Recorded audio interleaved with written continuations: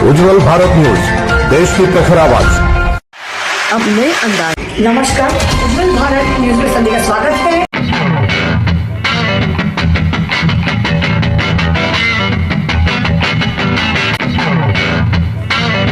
उज्जवल Bharat news, देश की प्रखर आवाज, खबर फटाफट।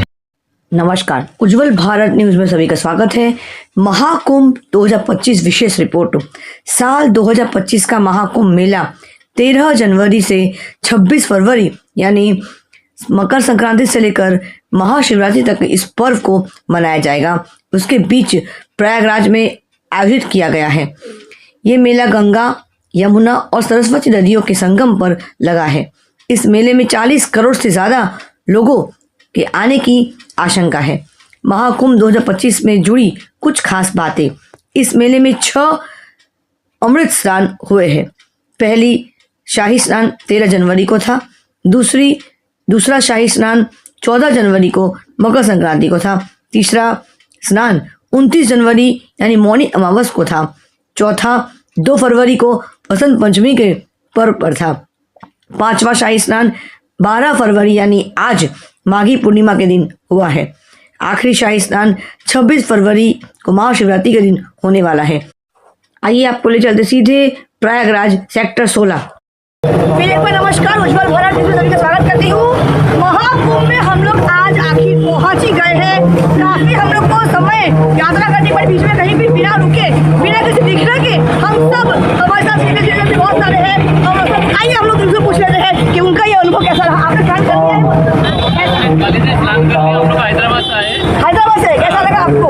बहुत अच्छा लगा। आपका नाम पता परिचय दे दीजिए। मैं अच्छा, XRB हो और कर्नाटक से आए हो? हैदराबाद से आए हो? लोग उड़ीसा वाला है, हैदराबाद में रहते हैं। अच्छा, ओके। अगर ठाकुर का कृपा से हमको इतना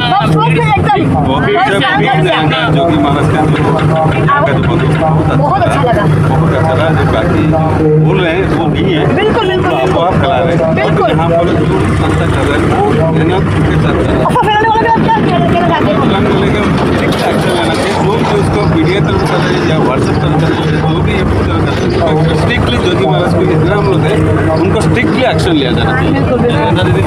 आप महिला में से हो, बेबी महिला को क्या कहना चाहते हो? महिला में से कोई बोल दीजिए जिसको बोलना चाहिए। कैसा व्यवस्था लगा आपको? बहुत अच्छा लगा, बहुत अच्छा लगा। हम 2 दिन से अच्छा, 2 दिन कहाँ ठहरे हो आप? यहाँ पे टेंट में? कैसा लगा टेंट का अनुभव? बहुत अच्छा एक दिन का अनुभव? सीजन में इतना अच्छा लगा, हम लोग कभी अनुभव नहीं किए थे। जी आप बोलिए प्लीज, आप बोलिए प्लीज। ये ठंडी का सीजन में इतना अच्छा लगा, हम लोग कभी अनुभव नहीं किए थे। जी जी ठाकुर का कृपा से और गंगा माया का कृपा से हम लोग पहुँच गए और नहीं तो नहीं आ पाए थे जी। और ऊपर से स्नान भी कर लिया। सब लोग स्वस्थ है एकदम? किसी को कुछ तकलीफ हुई आने जाने में? हम लोग को सीधा हर हर बहादुर,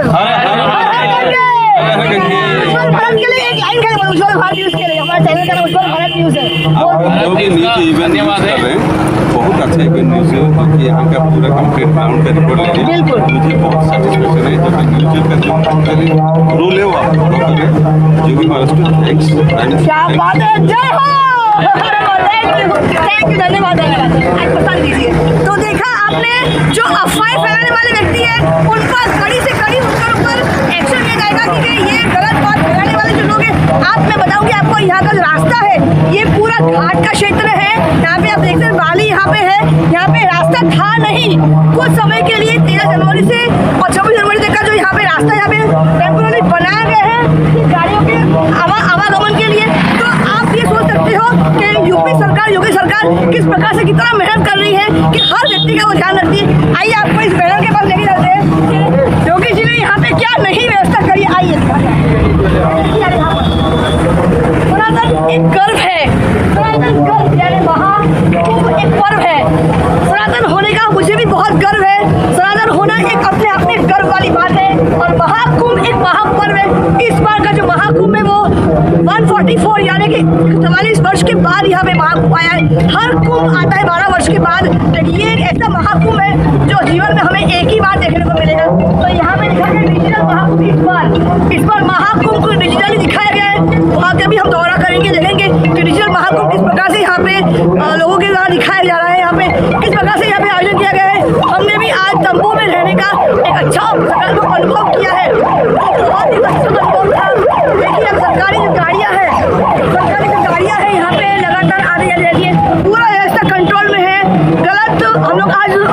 यहाँ पे पहुंचे, हम लोगों ने देखा कहीं पे कोई भीड़ भाड़ नहीं रहा, लेकिन गलत लोग जो फैला रहे हैं उससे डर के जो भागा दौड़ी मच रही है उससे जरूर बचिएगा आप, क्योंकि कहीं पे कोई अस्त व्यस्त अभी नहीं है, हर ऐसा बहुत ही सुनिश्चित व्यवस्था की गई है। तो मैं कहूँगी कि योगी आदित्यनाथ ने जो व्यवस्था करी है वो बहुत ही अच्छी और बेहतर व्यवस्था करी है। स्वागत है। 12 साल के बाद एक कुंभ होता है, लेकिन ये 144 ईयर्स के बाद महाकुंभ का एक महापर्व की तरह यहाँ पे मनाया जा रहा है इस इलाहाबाद की खूबसूरत और पावन धरती पे। तो मैं स्वामी जी से पूछूंगी, बारे में पूछूंगी कि किस प्रकार से इस कुंभ का आयोजन किया गया और इतने सराहनीय एक साथ जब उमड़ पड़ते हैं कैसी हमारे दिल में भावना होती है, कैसी होती है। सबसे पहले तो आपको बहुत बहुत धन्यवाद। सभी पत्रकार इस पावन पवित्र कुंभ को कवर कर रहे हैं। 144 वर्षों के बाद ये संयोग बना है। ऐसा भव्य दिव्य कुंभ भूतो ना भविष्य। आपके घर में 150 लोगों को बुलाना हो, आना हो, तो आप महीनों से इंतजाम करना पड़ता है, फिर भी कोई न कोई कमियां रह जाती हैं। हमारे जिस सनातन महापर्व में 40 करोड़ लोग आमे आस्था की गंगा में डुबकी लगावे, तो थोड़ा बहुत तो कहीं न कहीं व्यवस्था रह जाती है, परंतु हमारे देश के यशस्वी प्रधानमंत्री, हमारे देश के यशस्वी राष्ट्रपति और हमारे प्रदेश की मुखिया योगी आदित्यनाथ जी दिन रात एक करके जो व्यवस्थाएं की है ये सराहनीय है, वंदनीय है। आज हम पूरे भव्य कुंभ में नज़ारा देख रहे हैं। दूसरे देशों की जो जनसंख्या है उतने लोग तो हमारे यहाँ रोज गंगा में स्नान कर रहे हैं। वर्तमान में आवश्यकता थी संघे शक्ति कलयुगे। आज पूरे विश्व को दिखाना था कि हम हिंदू संगठित हैं, एक आवाज पर, एक प्लेटफार्म पर, एक घाट पर। आज हम तो 40 करोड़ लोग इकट्ठा हुए हैं। पूरी दुनिया की ताकत हैरत में पड़ गई कि ये भारत की एकता, ये भारत के प्रधानमंत्री की बात की आवाज़ ये देश के अंदर आज विचलित हो रहे वो लोग जो देशद्रोही मानसिकता के थे, वो संत विचलित हैं, जो फंडिंग ले रहे हैं, जो संत दूसरों की वाणी बोल रहे हैं। मैं तो निवेदन करना चाहूँगा सभी आचार्यों से, शंकराचार्यों से, पूज्य महामंडलेश्वरों से, इस भव्य कुंभ की सुंदरता पर 4 चांद लगावे। हमें कमियां नहीं देखनी चाहिए। कमियां वो देखता है जो कमियों से भरा होता है। बुरा जो देखन में चला, बुरा न मिलिया कोई, जो खोजा आपनो तो मुझसे बुरा न कोई। हमें केवल इस कुंभ की अच्छाइयाँ देखना चाहिए। आप बेटी का विवाह करते हैं, पूरा परिवार महीनों से परेशान रहता है। आज कल्पना करो 40 करोड़ लोगों को एक साथ रहने की जगह देना, भोजन का प्रबंधन करना। जो संत, जो आचार्य, जो महापुरुष, जो शंकराचार्य उंगली उठा रहे हैं, मैं उनसे कहना चाहता हूँ कि आपका दिल बहुत बड़ा है।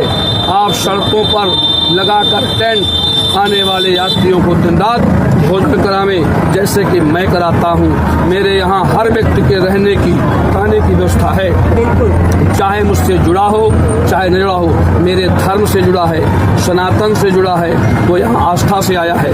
उंगली उठाने वाले संतों से कहता हूँ कि आपका दिल बहुत बड़ा है, तो सड़कों पर बैठो और इन यात्रियों को भोजन कराओ, रहने का प्रबंधन करो, उंगली मत उठाओ, क्योंकि तुमने आज तक केवल उंगली उठाने काम किया है। इतना अच्छा प्रधानमंत्री, इतना अच्छा मुख्यमंत्री हो तो ना भविष्य की भारत को ना मिलेगा, न कभी मिला था। अगर हमने खो दिया तो ये देश का इस्लामीकरण हो जाएगा। अगर हमने इन्हें खो दिया तो ये देश खतरे में आ जाएगा। अगर हमने इन्हें खो दिया तो देश तहस नहस हो जाएगा। आज एक मुट्ठी मुसलमान देश का हमें धमकी दे रहा है, हम कुंभ का मेला नहीं होने देंगे।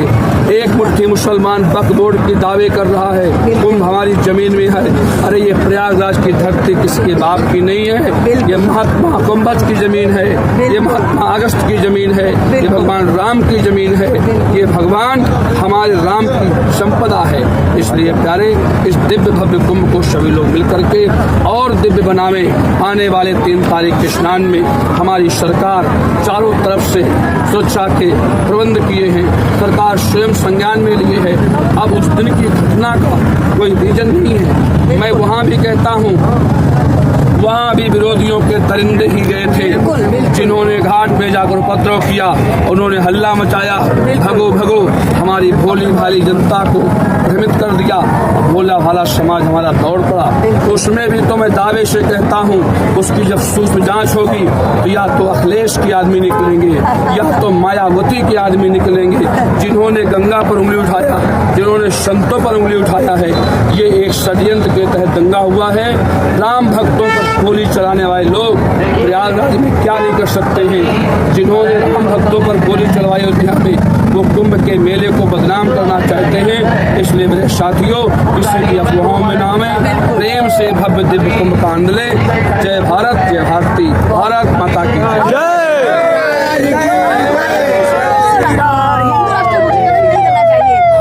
100% हिंदू राष्ट्र भाग घोषित होगा। लोकसभा में 3 कानून आना है। मैं जूना अखाड़े का वरिष्ठ महामंडलेश्वर आत्मानंद गिरी 3 कानून।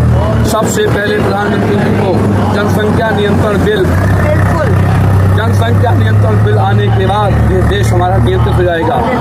भारत को हिंदू राष्ट्र घोषित करना वर्तमान की आवश्यकता है। अब तीसरी सबसे बड़ी बात, समता मूलक सिद्धांत, एक नागरिकता का एक कानून पूरे देश में लागू हो।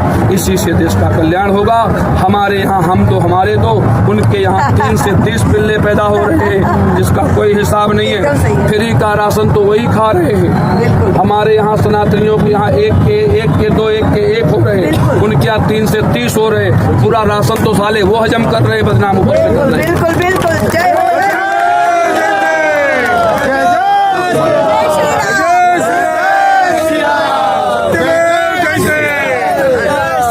आज के इस आधुनिक युग में हमने देखा है कि हमने रिश्तों को खो दिया। पहले हमारे समय पे हमने बुआ, ताऊ, ताई, चाचा चाची देखा, लेकिन आज समय के बढ़ते हुए समय के साथ देखा है कि हमने आज हम तो हमारे दो के चक्कर में हमने रिश्तों को भी खो दिया है। आने वाली पीढ़ी ना किसी ताऊ को जानेगी, ना किसी बुआ को जानेगी। हमारे यहाँ हम तो हमारे तो, उनके यहाँ 3 से 30 बिल्ले पैदा हो रहे हैं, जिसका कोई हिसाब नहीं है। फ्री का राशन तो वही खा रहे हैं। हमारे यहाँ सनातनियों के यहाँ 1 के 2, 1 के 1 हो रहे, उनके यहाँ 3 से 30 हो रहे। पूरा राशन तो साले वो हजम कर रहे, बदनाम ऊपर से कर रहे। बिल्कुल बिल्कुल। जय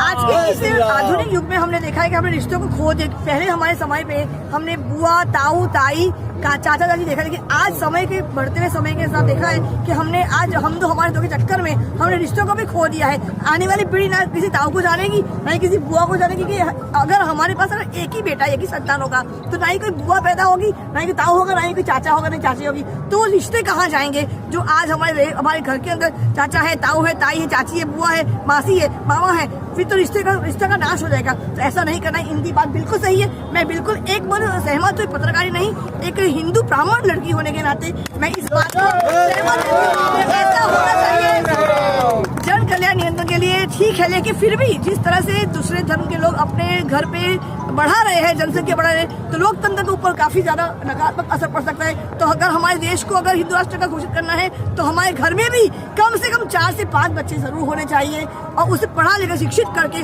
उसे उतना बनाना होगा कि हमारे देश को वो चला सके। मैंने कल विश्वनाथ, काशी विश्वनाथ के दर्शन किए थे।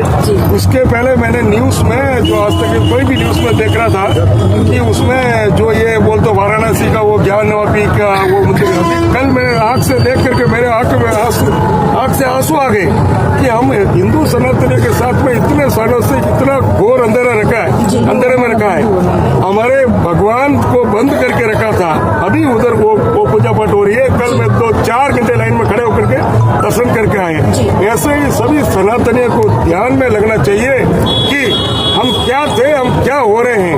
अभी जो संतों ने कहा है 3 का 30 हो रहा है और आप 30 का घट रहे हैं।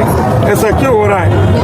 इसमें आप सनातनी को समझना होगा, ध्यान में रखना होगा, अपने समझना होगा। धन्यवाद। जिस तरह से अंबाजी में घंटनाद को बंद किया गया था 30 सालों से, उसे घंटनाद को हम लोगों ने बेड़ा उठाया था और आज अंबाजी के मंदिर में आज बहुत ही खूबसूरत तरीके से घंटनाद हो रहा है। छोटे से लेकर बड़े घंटे आज बजने लगे हैं। इस वर्ष 2024 में घंटनाद की शुरुआत कर दी गई है, जो 30 वर्षों से घंटनाद बंद था।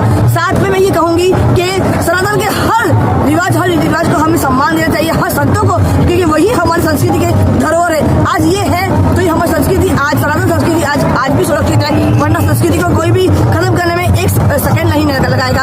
इसीलिए संस्कृति को अगर बचाना, धरोहर बचाना है तो हमें इनकी बात को ध्यान से लेना चाहिए और इस पर अमल भी करना होगा। आइए, आप कुछ कहना चाहते हो? पहले आपको परिचय दे दीजिए। पहले मैं MP से हूँ जी, जन्नापुरी धाम, मध्य प्रदेश MP जी। और मेरा नाम पंडित सुखकांत शास्त्री है। मैं बोल रहा हूँ पंडित सुखकांत शास्त्री है। तो आप सनातन की बात बोल रहे हैं, तो सनातन हम जब तक ही सुरक्षित रख सकते हैं, हमें आने वाली पीढ़ी को शिक्षा और सनातन का ज्ञान कराना होगा। हम शिक्षा पर तो विशेष ध्यान करते हैं पर संस्कार भूल जाते हैं। बिल्कुल बिल्कुल। हमारी जो पीढ़ी है, हम उन्हें IPS IAS अधिकारी बनाने का प्रयास बराबर कर रहे हैं, पर संस्कार की ओर एक भी ना ब्राह्मण, न क्षत्रिय, न वैश्य, न कोई भी समाज इस बात का ध्यान नहीं करता कि हमारे बालक संस्कारहीन हो रहे हैं। संस्कार से तो जो हमारा सनातन पिछड़ रहा है, हमारी आने वाली पीढ़ी में संस्कारों की कमी आ रही है। इसलिए हमें पूर्णतः संस्कारों पर ध्यान रखना चाहिए और संस्कार पर ध्यान रखेंगे तो हमारा सनातन का झंडा सदैव ऊंचा रहेगा और सदैव उठा रहेगा। मैं यही कहना चाहूँगा। अंत में मैं बोलना चाहूंगी कि हमारे संस्कार को अगर धरोहर को बचाना है, रक्षा को, उसको सुरक्षित रखना है, तो हमारे स्कूल के जो पहली कक्षा के विद्यालय है उसमें हमारे जो किताबों सिलेबस है उसमें मुगलों के सिलेबस को हटाकर हमें हमारे गीता और भागवत गीता संस्कार नहीं को हमें उसको लाना पड़ेगा, रामायण को लाना पड़ेगा, तभी हमारे संस्कार धरोहर सुरक्षित रहेंगे। बहुत बहुत धन्यवाद। जय श्री राम। नमस्कार, उज्जवल भारत न्यूज में मथुरा से आए हमारे साथ